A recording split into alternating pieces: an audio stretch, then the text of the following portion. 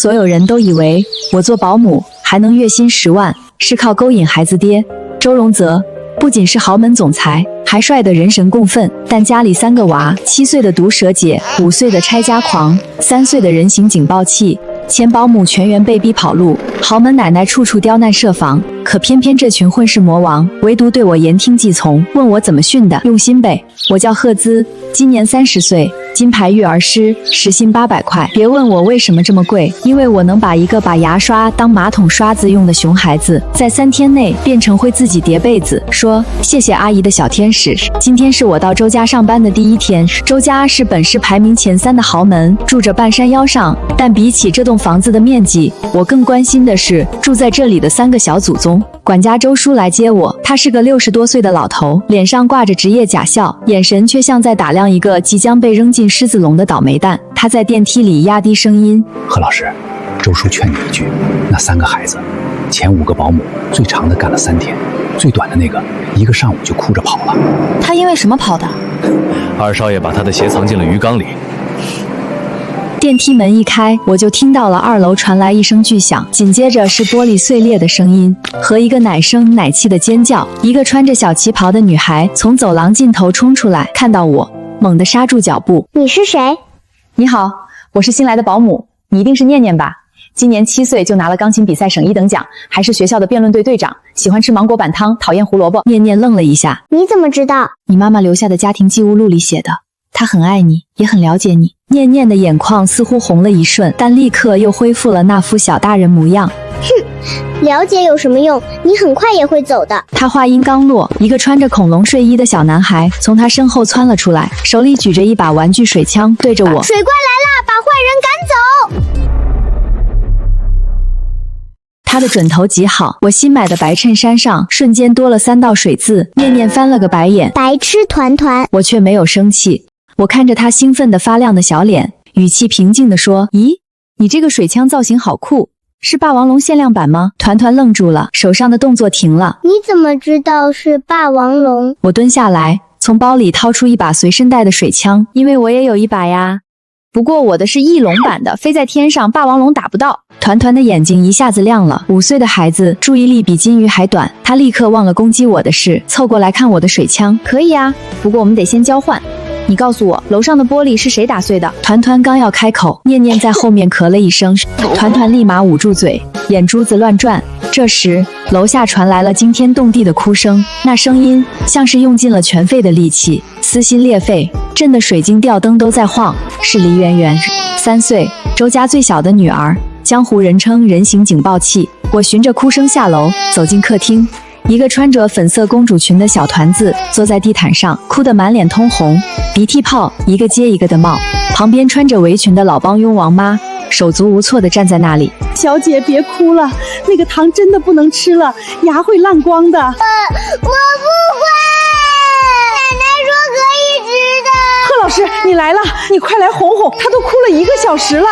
我走过去，蹲在圆圆面前，没有说话。我从口袋里掏出一包湿巾，开始慢条斯理地擦她脸上的眼泪和鼻涕。她愣了一下，哭声弱了一点。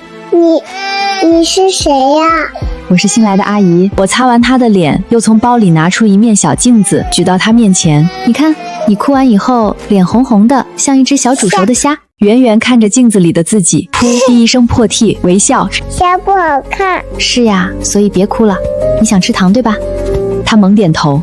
好，那我们做个交易，你如果能安静5分钟，不让大家听到你哭，我就给你一块小熊饼干，而且这块饼干比糖更好吃哦。圆圆半信半疑地接过饼干，咬了一口，眼睛瞬间亮了。好好吃。嘘，要小声哦，不然奶奶听到声音会把饼干没收的。我不出声了。这时候，背后传来一阵高跟鞋的哒哒声，一个穿着墨绿色旗袍、满头银发却精神抖擞的老太太从楼上走了下来，手里端着茶杯，眼神像 X 光一样扫在我身上。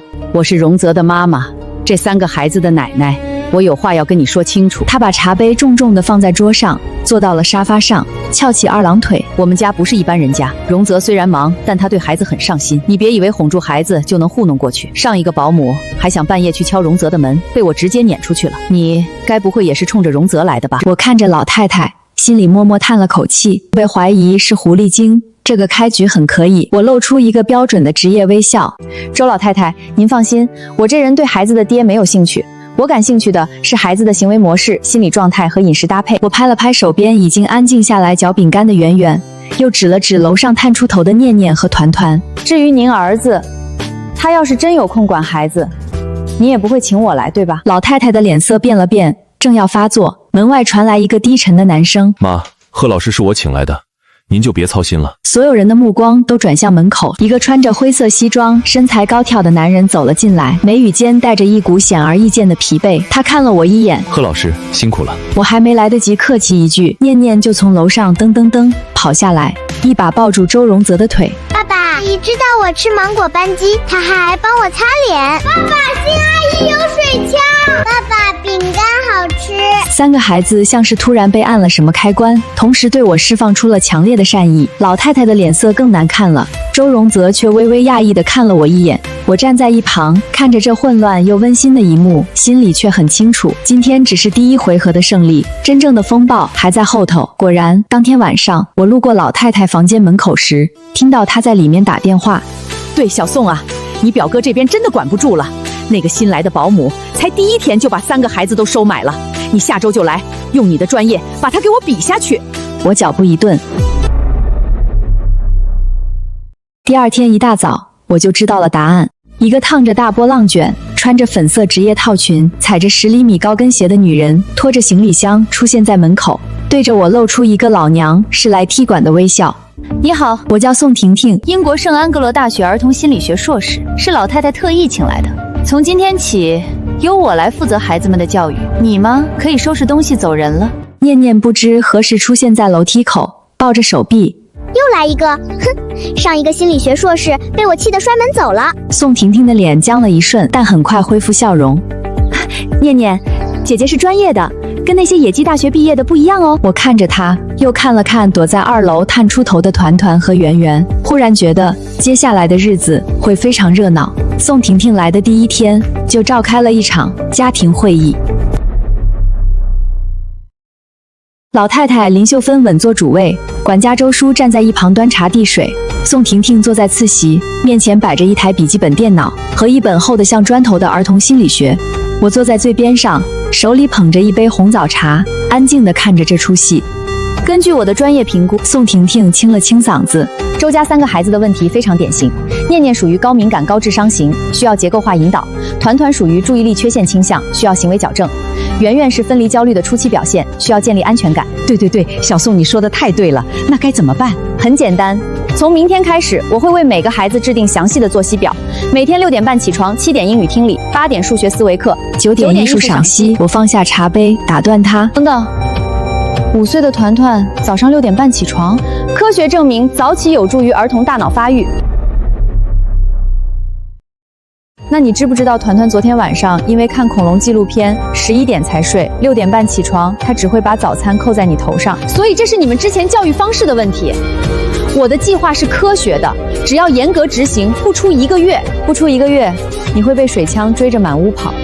你这是什么态度？小宋是正儿八经的心理学硕士，你呢？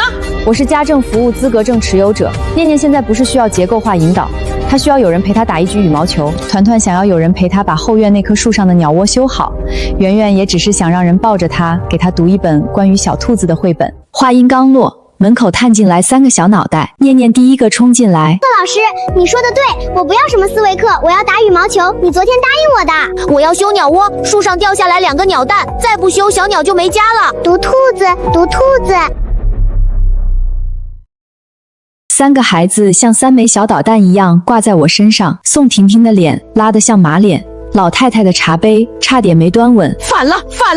你们这些孩子怎么？奶奶，贺老师昨天陪我做作业的时候，我发现我不会的那道题，他用了3种方法教我，比学校老师讲的还好。贺老师还教我怎么用水枪瞄准，我现在能射中3米外的纸杯。贺老师说了，我表现好就可以去幼儿园交朋友，我有好朋友啦。老太太张了张嘴，想说什么，最后却转向宋婷婷。小宋，你看，这就是典型的情感操控。这个女人在用非专业的方式诱导孩子对她产生依赖，这是非常危险的。危险的是你，你昨天跟我说我画的那幅画颜色太暗，不符合儿童审美。贺老师看了以后，他说那是我在表达想妈妈的心情。宋阿姨，你懂个？宋婷婷的脸彻底涨红了，拿起电脑就回了房间。第二天一早，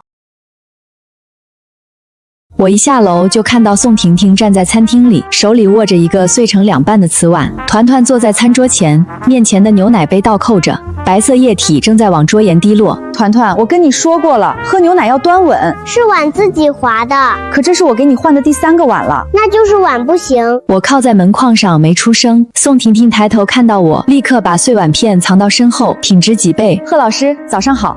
今天孩子们的教育由我来负责，您可以在旁边观摩学习。我点点头，好的，我学习。接下来的3个小时，我确实学到了不少东西，比如宋婷婷如何用英语听力把念念逼得钻进钢琴底下不出来，又如何把圆圆惹哭到嗓子哑了，被王妈抱走时，我在旁边喝茶，偶尔帮宋婷婷捡一下被扔过来的拖鞋、枕头和彩色蜡笔。中午孩子们被周叔带去午休，宋婷婷瘫在沙发上，精致的妆容晕开了一半。你别得意，我的方法绝对没问题，只是需要时间。我冲他笑了下就走开了。那咱们就走着瞧吧。晚饭后，孩子们陆续被哄睡。11点，整个别墅安静下来。我坐在房间里，打开随身带的那本黑色笔记本，上面密密麻麻记录着3个孩子的习惯，以及我观察到的每一条行为线索。贺老师还没睡？是周荣泽的声音。我起身开门。周先生，有事吗？这么晚了还在忙？整理一下手册，方便以后接手的同事参考。他走进来2步，目光落在那密密麻麻的字迹上。他翻了翻，手指停在某一页。你连他什么时候上厕所都记？小孩夜里都会想上厕所，不盯着容易尿床。他合上笔记本，抬头看我。你现在都在孩子身边了，还写这个做什么？等我完成工作离开之后，你拿着这本手册，至少不会手忙脚乱。他沉默了几秒，像是想说什么，又咽了回去。你要走？早晚的事，保姆不可能当一辈子。他没接话。房间里安静了一小会儿，只有楼下钟摆的滴答声。目光在那本黑色封皮的笔记本上停了好一会儿。贺老师，你在这儿，孩子们很开心。念念昨天半夜起来跟我说，她梦到我了，但梦里面我身边多了一个人。她说那个人有点像你。我愣住了。这孩子，小孩子想象力丰富，过2天就忘了。他又沉默了一下，然后点点头。那我走了，你早点休息。贺老师，如果你要走，提前说一声。第二天一早，老太太和宋婷婷并肩坐在沙发上，对面站着一个陌生女人。还记得这位家长和小朋友吗？我盯着那个女人看了3秒，认出来了，张曼丽，我4个月前的一位雇主。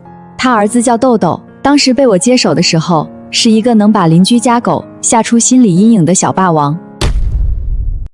我带了他21天，走的时候他会主动帮妈妈摆碗筷了。贺子，可算找到你了！你知不知道你走了以后，我们家成什么样了？怎么了？张曼丽的眼圈一下子红了。他天天念叨你，早上起来要找贺老师，吃饭要找贺老师，睡觉前要听你教他的安静呼吸法，不然就哭到半夜。我给他换了3个保姆，他全给打跑了。老太太一听，嘴角压都压不住。这位女士，您是来投诉的还是来感谢的？您刚才说的每一条，都在证明贺老师对您儿子产生了深远的正面影响。一个孩子在他离开后依然念念不忘，这恰恰说明他给予的是真正的情感结合、连接和安全感。贺老师，好久不见。贺老师，你教我的生气时候数彩虹，我一直在用。上周打预防针，我数了3条彩虹就不哭了。张曼丽的眼泪一下子就下来了，老太太的笑容僵在脸上。宋婷婷攥着笔记本电脑的边角，指节泛白。真棒！那阿姨问你，妈妈给你换新的阿姨，你为什么要把人家打跑呀？因为他们都不懂我，他们看到我哭就说我娇气，看到我闹就说我不乖。这位女士，如果您今天来是想让贺老师回去照顾他，恐怕不行。他和我签了1年的合同。但如果您只是想确认他的状态，您看到了，他很好。张曼丽站在原地，脸上的愤怒退得干干净净。贺老师，对不起，我太着急了。他爸常年在外地，我一个人带他有时候真的扛不住。张女士，我能理解，主题3是个敏感的孩子，他需要的不是管制，是陪伴。您不用非给自己那么大压力，偶尔带他去公园疯跑一下，比什么教育办法都管用。老太太的脸色精彩极了。周老太太，您请来的人查了我4个前雇主，就查到这个。我就是想了解一下你的工作履历。了解完了，她没说话。那我去给念念送羽毛球棒了，今天答应她的。我端着杯子上楼的时候，阿姨，你别急，我手里还有别的方案。念念的房间在3楼走廊尽头，门虚掩着。我刚走近，就听到里面传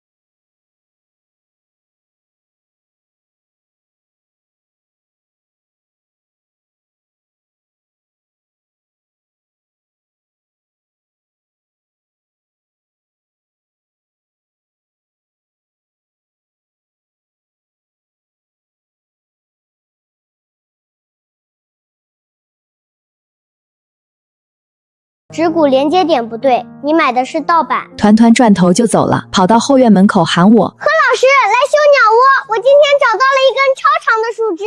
宋婷婷站在院子里，手里捧着那个被鉴定为盗版的恐龙玩具，风吹起她的大波浪卷，场面一度十分凄凉。晚上老太太坐不住了，她把宋婷婷叫到书房里，门关着，但隔音并不好。我端着一杯热牛奶路过的时候，听到老太太压着火气的声音。我可是花了大力气把你从英国请回来的，你看看你现在，连个3岁小孩都搞不定。阿姨，这真不怪我，那仨孩子被赫兹洗脑了，我做的每一个动作他们都能挑出毛病来。你是我请来的，我还能向着外人？你自己想想办法。我有个主意。第二天早上，周荣泽破天荒出现在餐厅里吃早餐。我来了大半个月，他出现在家里的次数一只手数得过来。但这天早上他不仅出现了，还穿得格外正式。爸，你今天相亲去啊？胡说什么？那你打扮这么帅干嘛？是不是要给我们找新妈妈了？我不要，我要贺老师，贺老师，贺老师。今天公司有个重要签约，对方负责人是女性，得体一点是礼貌。哦，表情明显不信，我在旁边安静的分鸡蛋，假装什么都没听见。但老太太和宋婷婷交换的那个眼神，让我觉得今天这事儿没那么简单。果然，到了下午，宋婷婷突然出现在厨房里。贺老师，晚上老太太特意请了几位客人来家里，你也一起参加吧。我穿这个去不合适吧？穿什么都行，就是家里请了贵客，阿姨说一定要谢谢你这些天的付出，想当众夸夸你呢。我手里的刀停了一下，鸿门宴，老太太要搞事情。晚上7点，周家的客厅灯火通明，长餐桌上铺了崭新的桌布，水晶灯把每个角落都照得亮亮堂堂。我换了一件干净的浅蓝色衬衫，头发扎成低马尾，和平时上班没什么两样。老太太请的贵客到了，一共3个人。第一位是个30多岁的阔太太，穿着香奈儿套装，脖子上挂着一串鸽子蛋，看人的时候下巴抬得很高。第二位是个戴着金丝眼镜的中年男人，举止斯文，但目光一直在不动声色地打量房间的陈设。第三位是个年轻的女孩，20出头，妆容精致，坐在那里浑身紧绷，像是在面试。老太太笑容满面地招呼众人落座。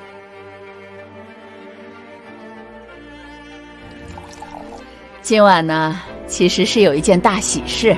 大家知道，我家荣泽这些年一心扑在工作上，3个孩子也缺一个妈妈，我一直操心这件事。今天特意请了几位优秀的女士来家里坐坐，大家认识认识。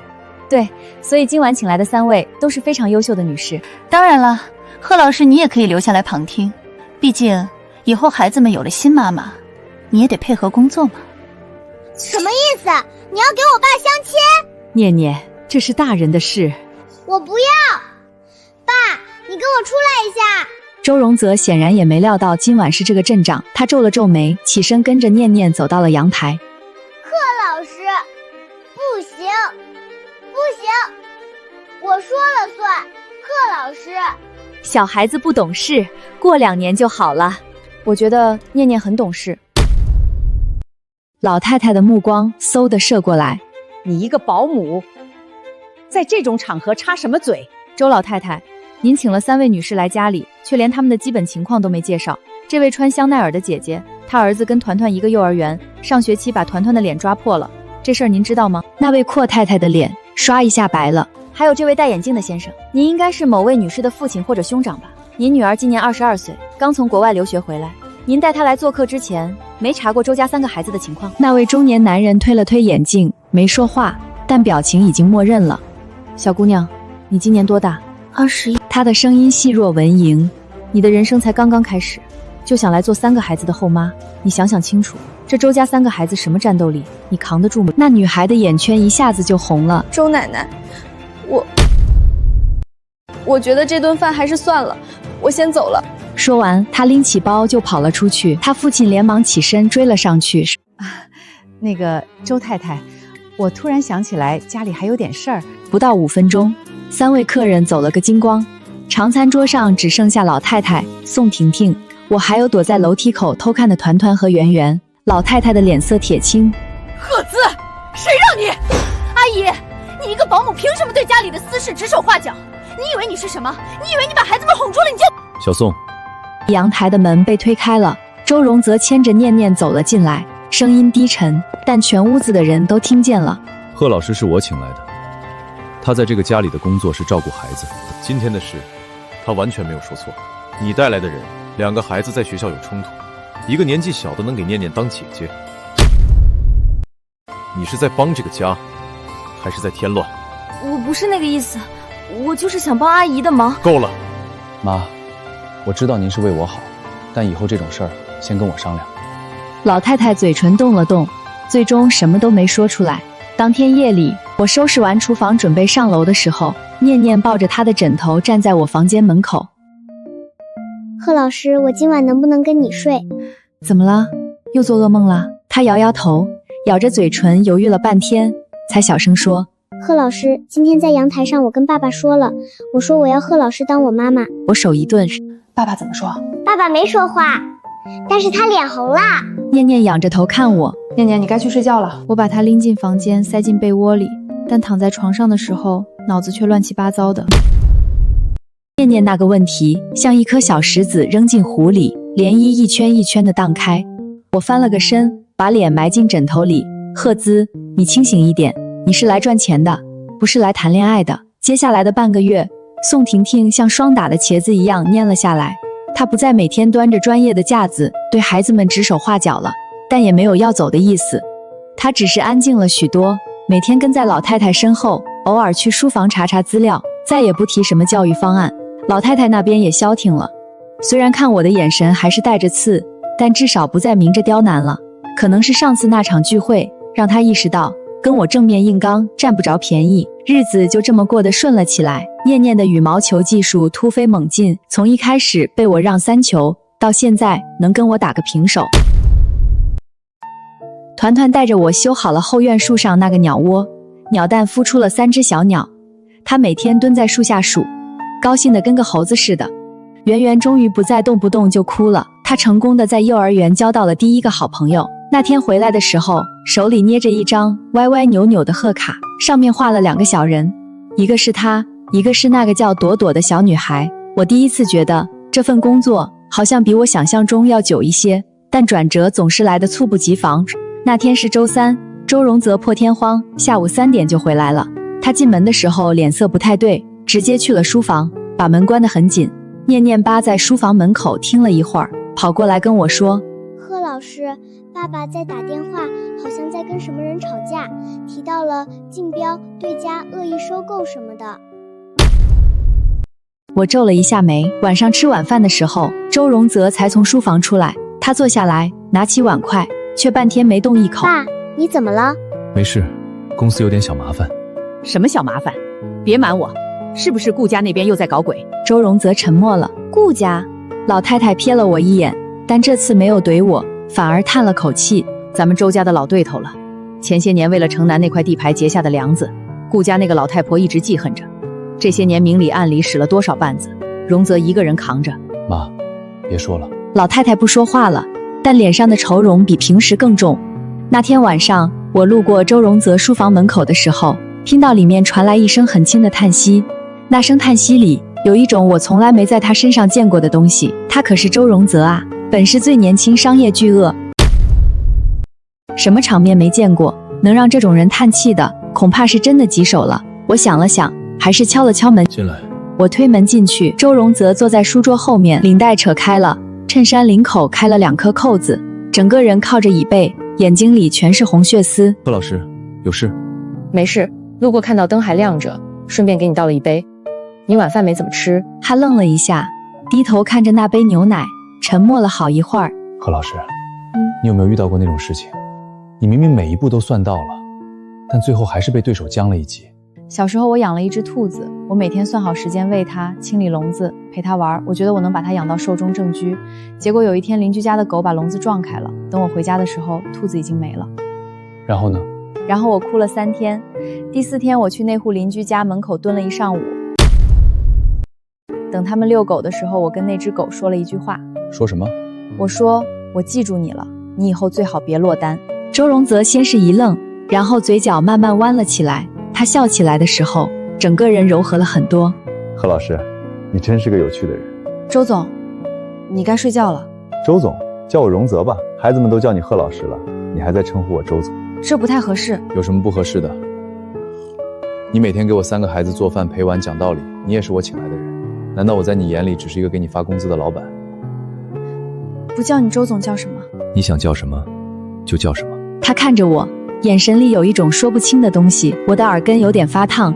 周总，牛奶趁热喝，我先去睡了。我转身出了门，走回房间的时候，心跳快的像刚跑完800米。第2天一早，我还在刷牙，手机就响了，是我以前的同事小刘，他也在做高端育儿师，消息特别灵通。顾家那边放出风来了，说周荣泽的公司资金链出了大问题，下个月到期的银行贷款还不上，顾家准备低价收购周氏的核心资产。我挂了电话，站在洗手台前看镜子里的自己。赫兹，你一个保姆，管这么多干嘛？但脑子里浮现的是他昨天那声叹息和那杯牛奶被他一口气喝完的干净的反光的杯底。当天下午，我在院子里陪圆圆浇花的时候，念念跑过来，手里举着一张皱巴巴的纸。贺老师，我爸今天让我帮他整理文件，我偷看了一页。他把那张纸递给我，是一份银行催款函的复印件，上面清清楚楚地写着：周氏集团有一笔巨额贷款，将在下个月15号到期，如果还不上，抵押的资产将被银行收回。念念，这张纸你从哪里拿的？书房桌子上。贺老师，我们家是不是要没钱了？念念，你爸爸很厉害，他会有办法的，你要相信他。念念看着我，那双眼睛像他妈妈，又亮又倔。贺老师，你信吗？我沉默了3秒，我信，但我心里清楚，我信不信不重要，重要的是顾家那边已经在磨刀了。当天晚上，我把3个孩子哄睡之后，换了一身出门的衣服，从钱包里拿出一张名片，上面印着一个名字：顾秋萍，顾氏集团董事长。这是我之前做育儿师的时候攒下的人脉之一。顾秋萍的小孙女曾经是我的客户，我带了她2个月，效果相当不错。顾秋萍当时很满意，说以后有什么事可以找她。我本来以为这辈子不会打这个电话，毕竟顾家是周家的死对头。我这通电话打过去，等于站了队。电话响了5声才接起来，一个苍老但中气十足的女生。顾董您好，我是贺姿，2年前帮您带过小优。贺姿啊，我记得你，我家小优现在还念叨你呢。怎么，今天找我有事？有点事儿想跟您聊聊。挂了电话，我打车去了顾家老宅，那是城东一栋民国风的独栋别墅，院子里的桂花香隔着老远就能闻到。顾秋萍在花厅里等我，她60多岁，短发，穿了一身利落的黑色套装，和自家老太太那种养尊处优的贵妇气质完全不同，浑身上下透着一股商场女将的杀伐之气。你大晚上来找我，为了周家的事。您知道？你以为我是吃素的？周家那边每一个人的底细我都查过。你去了周家当育儿师，我早就知道了。我后背微微发凉。那你应该也知道，我今天来是想说什么。知道，你想让我放周荣泽一马。你是聪明人，应该明白商业场上没有情面可讲。我盯了周家这块肉盯了3年，不可能因为你一句话就收手。我没想让您收手，我来是想跟您谈一个条件。您孙女小优明年就要上小学了，但她有轻度自闭倾向这件事儿，您一直瞒着外界，对不对？顾秋萍的脸色终于变了一下。你想说什么？你知道我为了这笔收购砸了多少资源下去？您不是为了吞掉周家，您是咽不下当年城南那块地皮的气。那块地皮是您先看中的，周荣泽的父亲用不光彩的手段截了胡，您这口气憋了10几年了，对不对？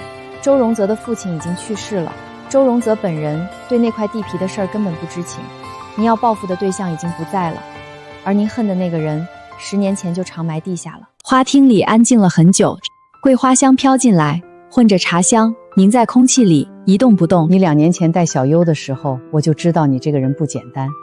一个做保姆的，能把一个自闭症孩子从不出门带到愿意跟我说奶奶晚安，我当时就觉得你这个人脑子比身子厉害。行，我给你这个面子，但条件要加一条，小优上小学之前，你每周至少来陪他3天。另外，周荣泽亲自来找我道歉，为当年他父亲做的事儿道歉。成交。我从顾家老宅出来的时候，城东的街道上已经没什么人了。深秋的风很凉，我裹了裹外套，站在路灯底下给周总发了一条消息。消息发出去不到10秒，电话就打过来了。你去哪儿了？念念说你晚上出去了，我问他你去哪儿了，他说不知道。你现在在哪里？安不安全？我愣了一下，然后笑出了声。周总，我是去办了点事，不是被人绑架了。你现在在哪儿？城东顾家老宅附近。电话那头安静了整整5秒钟。你去找顾秋萍？贺姿这件事跟你没关系，你一个保姆，我掺和进来干什么？顾秋萍某人你不知道。他答应了。什么？他答应不收购你们家核心资产了，条件是你要亲自去跟他道歉，为你父亲当年截胡地皮的事。另外，我每周要去陪他孙女3天，帮他适应小学生活。电话那头沉默了很久，久到我以为信号断了。他的声音哑了，跟平时那种沉稳冷峻的调子完全不一样。你为什么要做这些？我站在路灯底下，看着自己的影子被拉得很长。你家3个孩子我挺喜欢的，念念的羽毛球还没打赢我，团团的鸟窝还没修完，圆圆下周要参加幼儿园的画画比赛，她画了一幅全家福，里面也有我。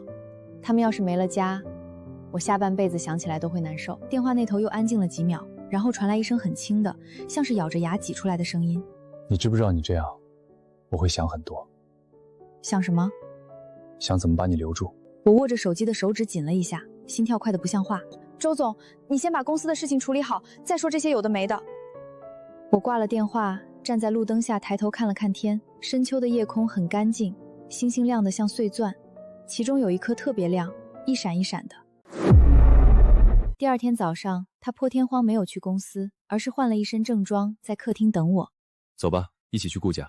我也去。顾秋萍提的条件里面，有一条是你要陪她孙女，她总得亲眼看到你确实愿意，才能信我道歉是真心的。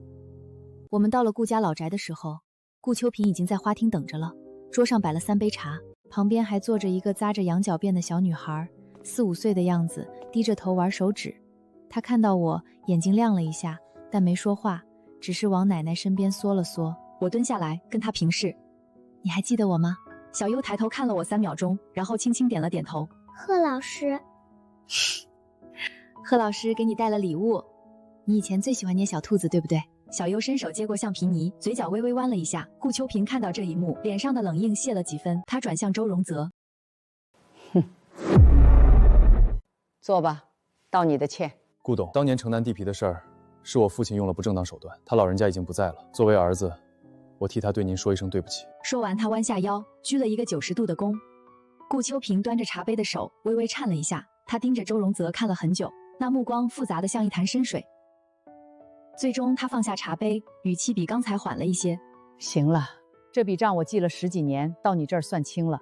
你比你爸强，至少你有这个胆量来当面跟我说这3个字。他转头看向我，条件你得给我记牢了。他这边你每周过来3天，少1天都不行。另外，他看了一眼周荣泽，又看了一眼我，嘴角勾起一个意味深长的弧度。你俩什么时候办酒？周荣泽轻咳了一声，耳朵间肉眼可见的红了。回家的路上，周荣泽开车，我坐在副驾驶。赫兹，他忽然开口。你合同什么时候到期？我想了一下，还有9个月。到期之后呢？他的侧脸线条在阳光下格外清晰，鼻梁高挺，下颌线锋利，握着方向盘的手指修长白皙。周总，你问这个干嘛？你想去别家吗？不一定。他顿了一下，食指在方向盘上敲了敲。那续约行不行？周总，续约是续保姆的约，还是续别的约？把车停稳，转过头来看我，那目光太直白了，我有点招架不住，偏过头去看窗外。你看着我。不看。你昨晚打电话跟我说，你先把公司的事情处理好，再说这些有的没的。现在事情处理完了，我能说了吗？我的心跳开始加速，后背紧紧贴着座椅靠背。周总，我小声念出他的名字，声音轻得像叹息。荣泽，我毕竟是个保姆，你是老板。你见过哪个老板为了一个保姆，半夜站在门口站5分钟不敢敲门？他看着我的眼睛，我愣住了。上次你跟我说那本笔记本的事，我从你房间出来之后，在走廊里站了整整5分钟。我在想，一个人得有多温柔，才会在照顾别人家孩子的时候，还在为他们以后没有自己的日子做准备。你别说了，我心口一酸，连忙开口想打断他。我喜欢你。他说3个字清清楚楚砸在我心上。车里安静，能听到彼此的呼吸声。窗外的梧桐叶又落了一片，打着旋儿贴在了前挡风玻璃上。我转过头看他。你可以不当我的保姆了。他伸手过来，轻轻握住了我的手，掌心温热。当孩子们的妈妈，当我的太太。我的鼻子一下子酸了，但嘴角却止不住往上翘。你这是在跟我求婚？你要是嫌太快，可以先恋爱。恋爱谈多久？他握紧了我的手。你想谈多久谈多久，反正孩子们已经认定你了，我跑不了，你也跑不了。我盯着他看了好几秒，最终扑哧一声笑了出来。你这一套从哪儿学的？念念教的。他老老实实说，他昨天晚上给我写了一封3页纸的如何追到贺老师行动指南。回去的路上，我翻了念念的书包，果然找到了那份行动指南。我拿着那张纸，笑得前仰后合。周荣泽从后视镜里看了我一眼，那目光温柔的像能滴出水来。我靠在副驾驶座上，看着窗外飞速后退的梧桐树，忽然觉得命运这个东西真的很奇妙。9个月前，我还在各大家政公司之间辗转，像个没有根的浮萍。现在我有了3个爱我的孩子，一个会在我加班到深夜时守在客厅等我回家的男人，还有一本快写满的黑色笔记本，那上面的每一笔都是我栽下的花。晚上回了家，老太太破天荒没挑我的字儿。反而让王妈炖了一锅排骨汤端到我房间。老太太说了，以后这个家贺老师说了算。王妈笑眯眯的转述。宋婷婷第二天就收拾行李走了，临走的时候，她站在门口回头看了我一眼。你赢了，路上吃。她愣了一下，接过曲奇，谢谢。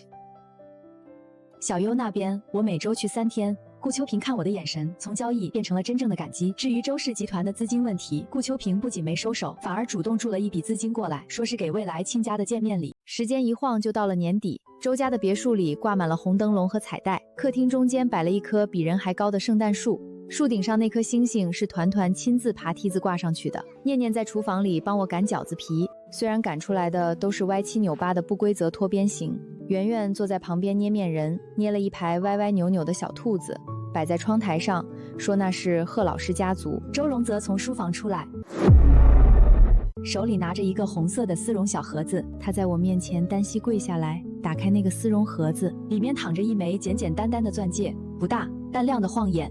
赫兹，你教会了我3个孩子怎么去爱一个人，也教会了我怎么被人爱。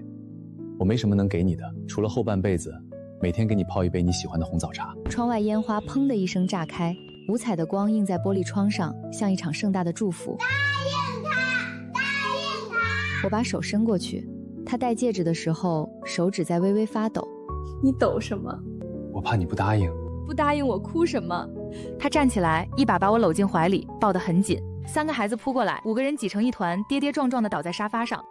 贺老师，我妈妈的那个备忘录最后一页你看了吗？最后一页，你当时跟我说的，只看到倒数第2条，最后一条你还没看。他从口袋里掏出那个旧相框，相框背面贴着一张翻黄的便利贴，上面写着一行字：如果有一天念念愿意叫一个人妈妈，那个人一定值得我放心，把这一生最重要的宝贝交到他手上。我抱着念念，眼泪终于止不住地往下掉。周荣则在旁边一手搂着团团，一手抱着圆圆，3个人都看着我。贺老师不哭，圆圆给你小熊饼干。圆圆举着伸到我面前，还伸出小手帮我擦眼泪。我把圆圆搂过来，额头贴着她软乎乎的头发，闻着她身上那股奶香味，心里满满当当的。窗外烟花的声响渐渐平息了。从第一天到周家上班，到今天被孩子们喊妈妈，中间不过短短几个月，但我走过的路比这几个月长得多。从辗转各家，被人挑剔，被人质疑，到终于有一个人，一个家愿意为我停下脚步。贺老师，以后我可以叫你妈妈了吗？当然可以。那我可以叫你驯兽大师吗？你叫妈妈就行。那这个送给妈妈。我接过那个小兔子，放在掌心里。窗外又下雪了，鹅毛大的雪花一片一片往下落，附在院子里那棵被我们修好鸟窝的大树上，附在团团堆了一半的雪人身上，附在念念挂在门口的那个写着欢迎贺老师回家的小木牌上。周荣则走过来，从背后环住我，下巴抵着我的发顶。老婆，新年快乐！妈妈，新年快乐！看着窗外慢慢变白的院子，忽然觉得这大概就是人生最好的样子了。不是嫁入豪门的逆袭爽剧，不是驯服熊孩子的职场奇谈，而是在很普通的一天，你推开一扇门，发现里面刚好有一个人在等你。那个人教你学会说谢谢，那个孩子教你学会不哭，那个教你学会你值得被爱。